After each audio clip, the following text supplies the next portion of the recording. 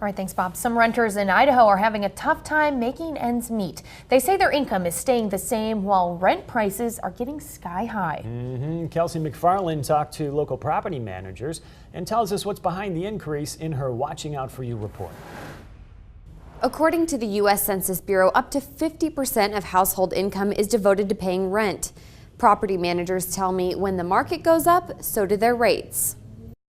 A popular budgeting tool used to be setting aside 30% of income for paying the monthly rent. But now more and more renters are having to cut their paycheck in half.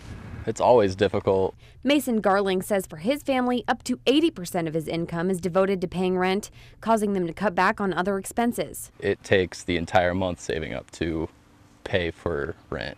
And sometimes we need help from family just to get by.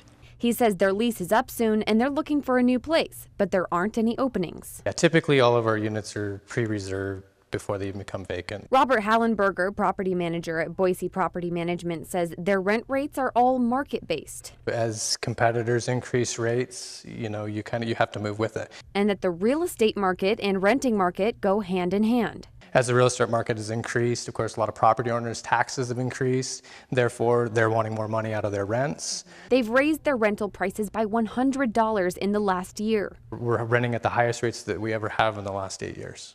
Hallenberger says finding a roommate to ease the financial burden is becoming a trend.